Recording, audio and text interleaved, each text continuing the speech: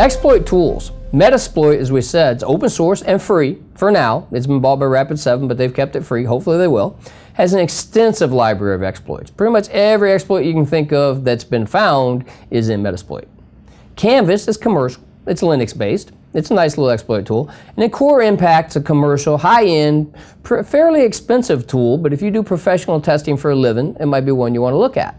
But remember, it's not the tool as much as understanding the process and methodology. Once you understand it, we can do manual exploitation, and we would do manual exploitation within the CBT, so you get to see how it's done.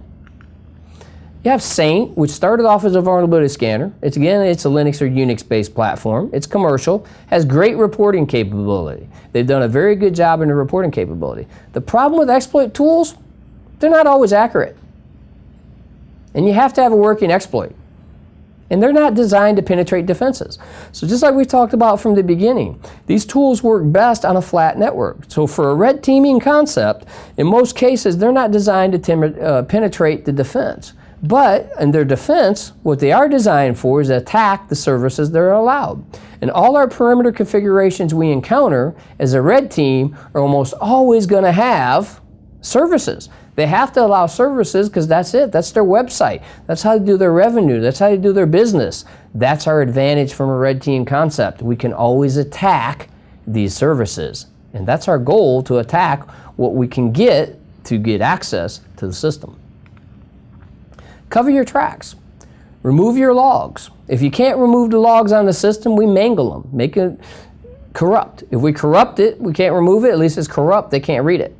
Modify the system monitors, place bogus data in their logs. Just put a bunch of noise or what we call garbage in their log files to make it harder to read. Because those of you out there, if you've actually done any log file analysis, you know it's hard enough to read what's there of importance, and if you put a bunch of noise in there, it's going to make it harder for the analyst to find it. Place data within user files to raise suspicions, or maybe frame the user. What about that?